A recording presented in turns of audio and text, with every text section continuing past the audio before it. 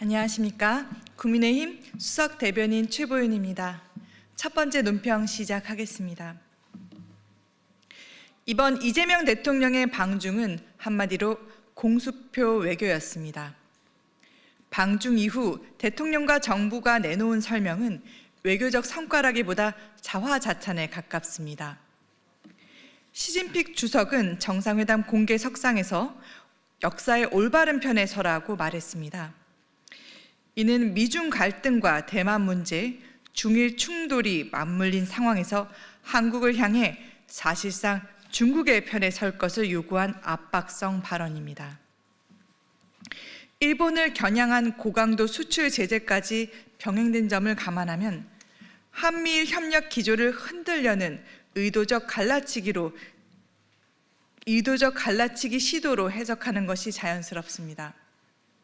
그럼에도 이재명 대통령은 이를 공자님 말씀, 착하게 살자는 뜻으로 해석했습니다. 국제사회는 미중러 대립이 다시 선명해지고 강대국들이 힘으로 이익을 관철하려는 위험한 국면에 접어들고 있습니다. 이런 상황에서 중국의 압박을 가볍게 해석하려는 태도는 경솔하며 압박을 희석할수록 요구는 더욱 노골적으로 강화될 뿐입니다. 더 심각한 것은 성과 설명입니다. 정부는 한한령에 대해 질서 있는 해결, 서해 구조물의 철수를 언급했지만 중국 측 공식 발표 어디에도 한한령 해제, 서해 구조물 철수, 북핵 문제에 대한 명시적 합의는 없었습니다. 합의 문구도 이행 일정도 검증 절차도 없는 설명은 외교적 성과가 아니라 공수표에 불과합니다. 특히 서해 잠정조치 수역에 무단 설치된 직격 70m, 높이 71m 규모의 대형 구조물 문제는 결코 가볍지 않습니다. 그럼에도 대통령은 이를 두고 중국 측의 공동수역을 살짝 넘어온 것, 양식장, 관리시설이라는 해명을 그대로 옮겼습니다. 국가 안보와 영해 수호가 걸린 사안에서 대통령의 발언이 우리의 문제 제기가 아니라 중국 측의 입장을 대변한 것처럼 비춰질 수 있다는 점은 매우 심각한 문제입니다. 더욱이 방중 전부터 우려했던 북한 비핵화와 한반도 평화 문제는 이번 회담에서 사실상 실종됐습니다. 이것이 과연 외교 성과입니까? 이재명 대통령은 이번 방중에서 무엇을 내주고 무엇을 받아왔는지 말이 아닌 검증 가능한 결과로 국민 앞에 분명히 설명해야 합니다. 다음 논평 이어가겠습니다. 대장동 사건 항소 포기를 비롯한 연이은 검찰의 항소 포기 논란 속에서 방중 중 기자간담회에서 나온 이재명 대통령의 기소한 걸 탓해야지 왜 항소하지 않느냐고 따지냐는 발언은 삼권 분립을 정면으로 부정한 것으로 매우 부적절합니다. 기소의 적정성 여부는 대통령이 아닌 법원이 판단할 문제입니다. 대통령이 나서서 기소 자체를 문제 삼는 것은 법원으로 하여금 무죄 판결을 내리도록 주문하는 것과 다름없습니다. 항소 포기 문제가 되었던 사건 중 하나가 바로 대장동 사건입니다. 이 사건은 단군 이래 최대의 개발 비리 사건이자 이재명 대통령 본인과 직결된 사건입니다. 그렇기에 더욱 3심제에 따라 상급심을 통한 최종 판단이 반드시 보장되어야 합니다. 검찰이 항소를 포기한 결과 7,886억 원에 달하는 민간 사업자들의 부당 수익을 국고로 환수할 수 있는 길이 사라졌습니다. 대통령과 관련된 사건에서만 판단 기준이 달라진다면 그것은 더 이상 법치가 아니라 명백한 사법농단입니다. 이에 대해 검찰 내부에서도 이번 항소 포기를 두고 검찰 역사상 가장 치욕적인 굴복이라는 자성 섞인 비판이 나오고 있는 것입니다. 그럼에도 대통령은 항소 포기를 문제 삼는 것 자체를 두고 세상을 삐딱하게 본다며 비판했습니다. 수사 지휘권도 없는 대통령의 이런 발언은 사법부 판단에 부당한 영향력을 행사한 것일 뿐만 아니라 언론과 야당을 향해 더는 문제 삼지 말라는 공개적 경고로 읽힐 수밖에 없습니다. 대통령의 표현을 빌리자면 이처럼 신통한 항소 복인 결정을 주도하거나 정당한 이들은 대장동 공범과 다를 바 없습니다. 권력이 아무리 외압을 행사하더라도 진실을 밝혀야 할 시간은 반드시 돌아옵니다. 다음 논평 이어가겠습니다. 정부 부처들이 국방비 미지급 사태를 두고 서로 책임을 떠넘기며 공방을 벌이고 있습니다. 국정 컨트롤 타워가 제대로 작동하지 않는 사이 그 대가는 고스란히 군 장병들에게 전가되고 있습니다. 먹고, 입고, 난방하는 기본적인 의식주 문제부터 군 대비 태세 전반에 이르기까지 현장의 부담이 커지고 있습니다. 이는 명백한 안보 공백이며 국정 실패입니다. 지난해 12월 31일 이후 일주일이 지나도록 국방비가 미지급된 사실은 문건으로 확인된 사상 초유의 사태입니다. 정부는 한국은행에서 5조 원을 차입하면서도 국방비 1조 3천억 원을 제때 지급하지 못했습니다.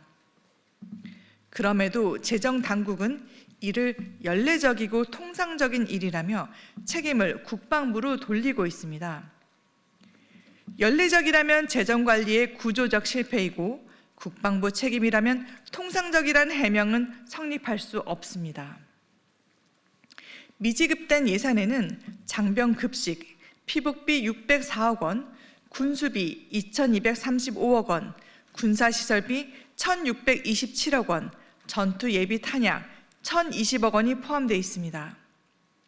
장병들이 먹고 입고 따뜻하게 지낼 예산과 국가전력 운영의 핵심 자금입니다. 정부의 재정 운영 과정에서 장병의 의식주와 전투 대비가 후순위로 밀렸다는 사실 자체가 심각한 문제입니다.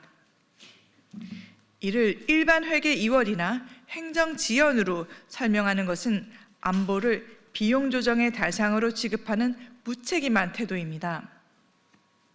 국정의 최종 책임자는 대통령입니다.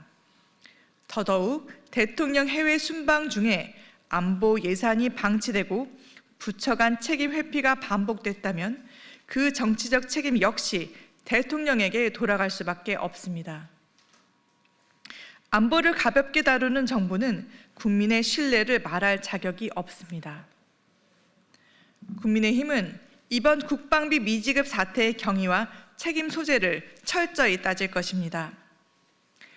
안보 예산이 재정 운영의 편의에 따라 후순위로 밀리지 않도록 예산 집행 구조와 국정 조율 체계 전반을 전면 점검하고 재발 방지를 위한 제도적 방안을 마련해 나갈 것입니다. 안보는 국가가 반드시 지켜야 할 최우선 책무입니다. 다음 논평 이어가겠습니다. 더불어민주당 김병기 전 원내대표를 둘러싼 의혹이 끝없이 터져나오고 있습니다. 공천 헌금, 법인카드 유용, 수사 무마와 자료 유출 의혹까지 나오고 있지만 이를 수사해야 될 경찰은 마치 약속이라도 한 듯 무기력한 모습으로 일관하고 있습니다. 강선우 의원의 이 부분 논평 처음부터 다시 하도록 하겠습니다. 더불어민주당 김병기 전 원내대표를 둘러싼 의혹이 끝없이 터져나오고 있습니다. 공천 헌금, 법인카드 유용, 수사 무마와 자료 유출 의혹까지 나오고 있지만 이를 수사해야 할 경찰은 마치 약속이라도 한 듯 무기력한 모습으로 일관하고 있습니다. 강선우 의원의 1억 원 공천 헌금 의혹과 관련해 핵심 인물인 김경 시의원이 해외로 출국할 때까지 뒷짐만 지고 있었습니다. 출국 금지조차 하지 않은 것으로 이는 사실상 경찰이 도주로를 열어준 것으로 볼 수 있으며 수사 의지가 없음을 자인하는 것입니다. 더 경악스러운 것은 김 의원 배우자의 법인카드 유용 의혹 수사 과정입니다. 수사 과정에서 내사 자료가 피의자 측에 전달됐다는 주장이 제기됐고 서울청이 여러 차례 보안 수사 지시에도 불구하고 결국 무혐의라는 면죄부를 내줬습니다. 권력자의 뒤를 봐주는 정보원으로 전락한 경찰 수사를 과연 어느 국민이 신뢰할 수 있겠습니까? 민주당의 공천 장사는 고질적인 부패의 사슬입니다. 20년 총선, 22년 지선, 24년 총선까지 반복적으로 제기돼 왔습니다. 공천권이 어떻게 거래되고 은폐돼 왔는지를 보여주는 조직적인 게이트입니다. 당 대표실에 접수됐다는 탄원서가 조사 대신 의혹 당사자에게 전달됐다는 정황은 민주당의 자정 능력이 이미 회복 불능 상태임을 증명합니다. 권력자의 전화 한 통에 흔들리고 피의자에게 수사 기밀을 상납했다는 의혹에선 경찰 수사는 이미 공정성을 상실했습니다. 민주당이 특검을 정치 공세로 치부하고 경찰 수사만으로 충분하다라고 말하는 것은 국민 상식에 반합니다. 더 이상 미루거나 덮을 문제가 아닙니다. 특검을 통해 공천 헌금 의혹의 실체와 수사 무마 의혹을 낱낱이 밝혀야 합니다. 민주당이 끝내 진실을 외면하고 부패의 사슬을 끊지 않는다면 거대한 민심의 파도 속에 침몰하게 될 것임을 엄중히 경고합니다. 금일 논평 마치겠습니다. 감사합니다.